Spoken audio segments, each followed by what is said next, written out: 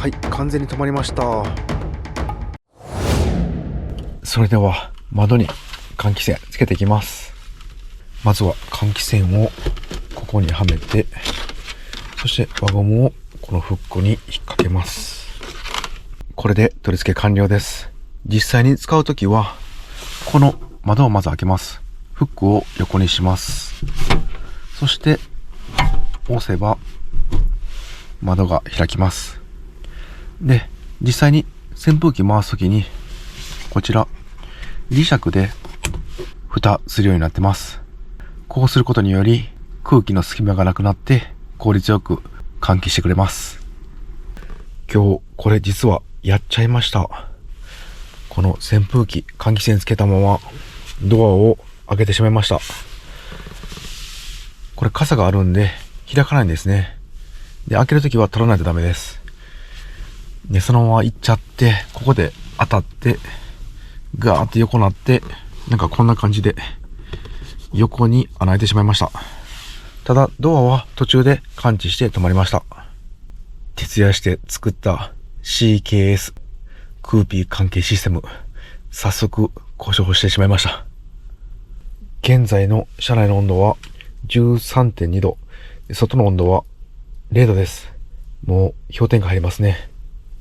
寒いんで、もうこの常設ベッドの方に電熱パッド引いておきます。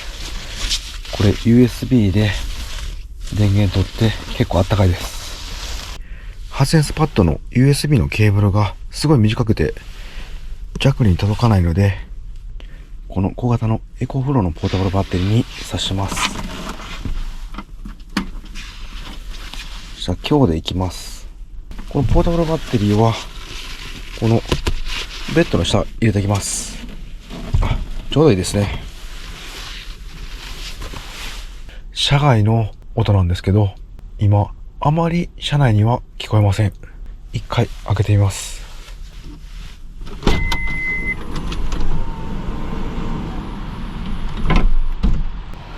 こんな感じで開けると音は結構します。一回スマホのアプリで今何デシベルあるのか調べてみます。だいたい57デシベルでした。それではこのまま閉めてみて何デシベルか測ってみます。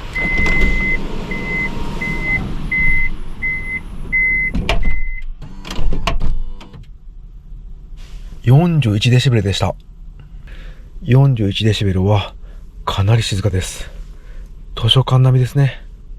いや、図書館より静かかもしれません。今真横にはエンジンつけた車いてないので何とも言えませんが、今の車内はかなり快適です。天井の断熱防音が効いてるのかもしれません。鉄板むき出しの部分はこういうとこそんなに多くはないので音を吸収しているのかもしれません。特にシェードや布や音を吸収しますので中の音は響かないで静かに聞こえるのかもしれません。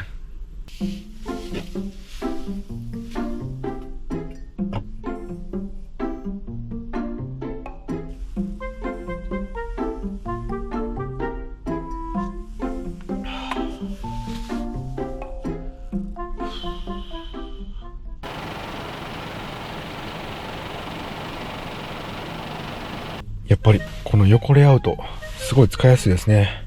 昨日テレビ映らなかったんですけど、今日はもう都会なんで映ると思います。で、ここのステレオっていうスイッチを押してナビの電源が入ります。ナビのテレビの映像がモニターに映し出されます。来ました。テレビ映りました。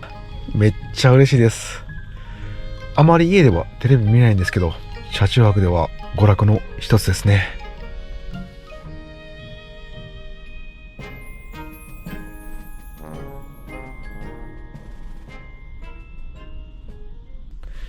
テレビ見て横なっていたら寝てしまいました。今もう深夜の2時半です。車中飯でいろいろご飯買ってきたんですけど、もう今日は歯磨いて寝ます。また明日の朝起きた時に調理していただきたいと思います。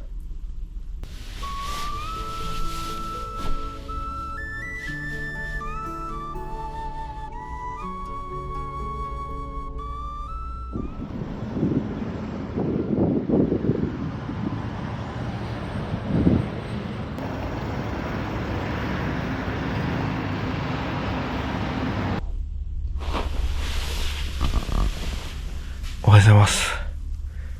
なんかめちゃくちゃ暑いです。今車内の温度が、なんと 27.6 度、外の温度計が 30.4 度。これ多分日光直接当たってるから暑いと思います。いやー、それ暑いですね。今朝の外の最低気温がマイナス 3.7 度、車内は 5.9 度でした。こっからの寒暖差すごいですね。20度以上あります。暑いんで換気扇で空気入れ替えます。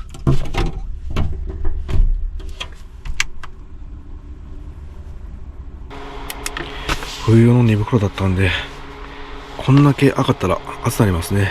今 28.1 度です。かなり涼しい風が入ってきてます。昨日すぐ寝てしまったんですけど、騒音で起きることはありませんでした。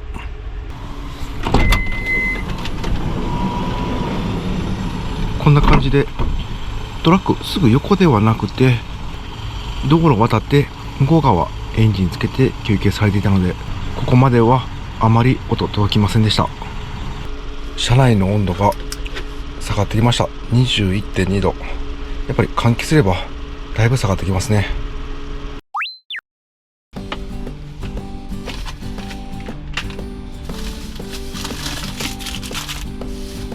昨日の夜はフライパンで作るコンビニたこ焼き作ろうと思ってました。今日朝食なんですけど、このインスタントの焼きそばお好み焼き作ります。これ簡単に作れてめっちゃ美味しいんで楽しみにしてました。たこ焼きに入れようと思っていた具材ももうお好み焼きに入れちゃいます。今コンビニでタコ売ってるんですね。フライパンはこの床下収納に入っている電気鍋使っていきます。まずはペヤングのこの蓋を全部取っちゃいます。そしてソースなど一旦取ります。で、今回ソースは使いません。火薬は入れていきます。で、この発泡スチロールのこの箱そのまま使いますんで、洗い物が減ります。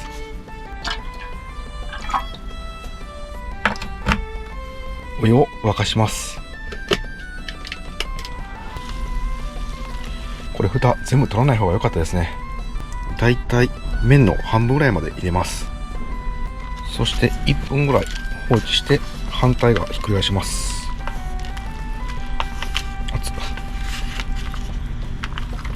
はい、また放置します。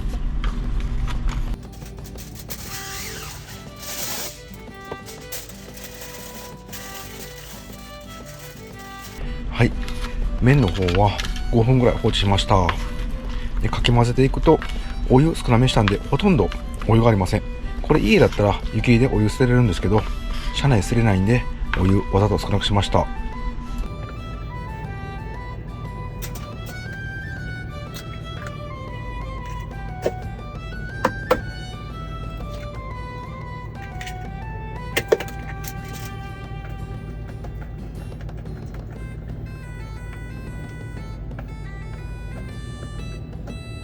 これであとは焼いていくとお好み焼きになります。お好み焼きというかもだ焼きっぽくなります。これめっちゃ簡単なんでおすすめです。昨日たこ焼き使おうと思っていた具材余ってますんで、もうキャベツとかネギとかタコとかも入れていきます。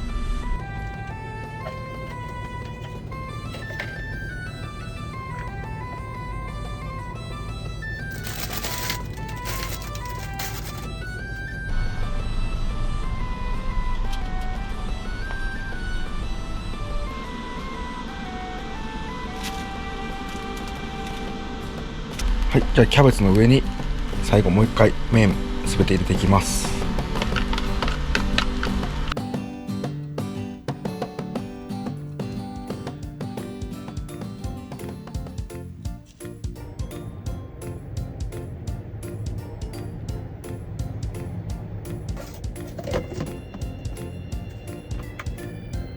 そろそろ片面焼けたと思いますんでひっくり返します。で今回この蓋の上にアルミホイル乗っけて、これで蓋します。これをそのまま反対にひっくり返します。いきます。せーの。さあどうでしょう。さあ、はい、成功しましたね。あ、いい感じです。このままもう一回下の面も焼きます。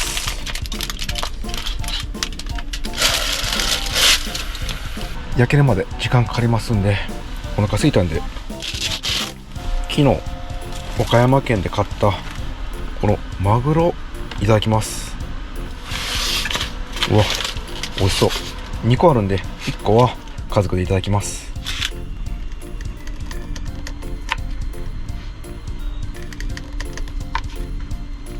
うわ、美味しそう。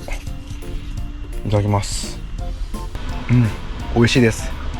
ちょっと甘い醤油ベースで、これマグロなんですけどチャーシューのようです。この換気システムかなり湯気を吸ってくれてます。ちょっと画面は分かりにくいかもしれないんですけど、これで分かるかな。この湯気がねかなり吸っていてくれてます。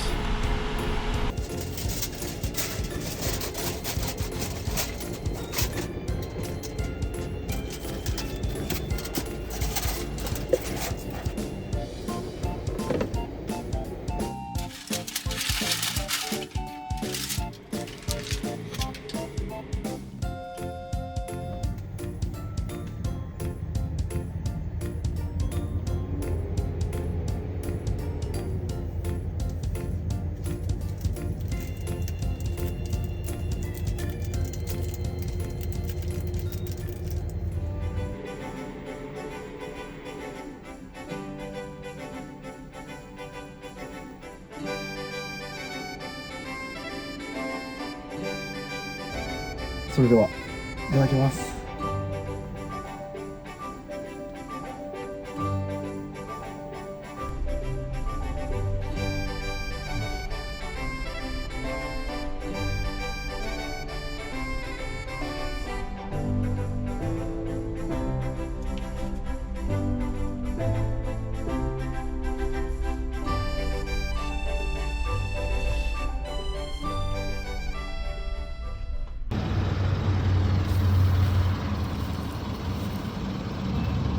はい、ごちそうさまでした。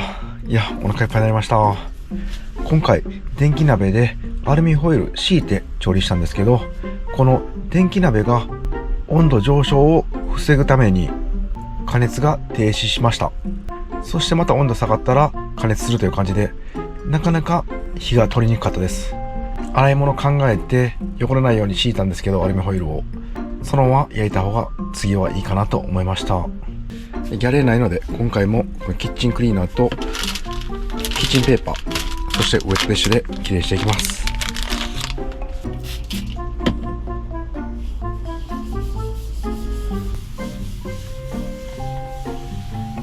焼きそばのソース余っちゃいました。今回はお好み焼きのソース持ってきたんでいらなかったんですけど、ない場合はこれでも十分美味しいです。ポータブル電源の容量は 57% になりました。で、こちらなんですけど、屋根のソーラーパネル、そこから充電できます。今、車内の温度が 23.7 度、外が29度、外は今、曇りの状態です。で、中が 23.7 度なんで、この換気システムがかなり温度を下げてくれてるの分かると思います。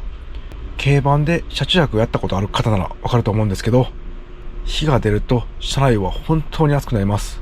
なので外より涼しいっていうのは、この換気システムや天井断熱が効果あったのかもしれません。このアトレの屋根の上、オプションのルーフキャリアがあります。ここにソーラーパネルが乗ってます。今天気は曇りですね。一度これで挿してみます。はい、挿しました。今だいたい65ワット入力されてます。65ワットだったら車のシガーソケットからの充電と一緒ぐらいです。ガソリンも使わずに自然、太陽の光でこれだけ充電されればかなりお得ですよね。なんか聞くところによると晴れてたら100ワット以上入力されるそうです。せっかくなんで今からまたしばらく走行しますんで、次はこのソーラーパネルから充電して何%増えるか検証します。現在 58% です。それでは CKS もしまいます。空気換気システムまた改良します。換気扇取ってこの蓋を開けてポップウィンドウを閉めて完了です。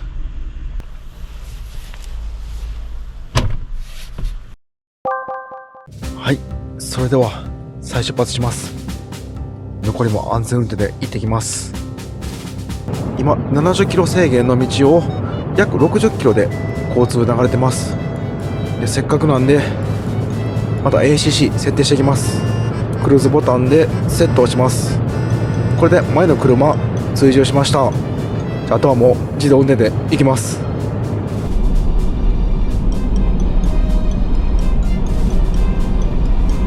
いやーめちゃくちゃ楽やな。やっぱりこういった一本道のバイパスや高速道路が一番この追従型の ACC 役に立つかもしれません。1車線しかないと結構速度速くなったり遅くなったりします。その時アクセルコントロール必要になるんですけど、それがもう全部自動なんでめちゃくちゃ楽です。これだったら何キロでも走れそうです。この先よく混む場所なんで、もしかしたら停車するかもしれません。その時渋滞追従機能も確かめます。あ、やっぱりここ混んでますね。試してみます。今減速していってます。多分これ止まりますね。はい、今ブレーキ踏んでない状態でどんどん速度下がっていって、今時速30キロです。自動で30キロまで落としてくれました。でまた進み出して速度が上がってきました。はい、完全に止まりました。でブレーキ踏んでくださいって出たので今踏みました。いやーすごいですね。めちゃくちゃ楽です。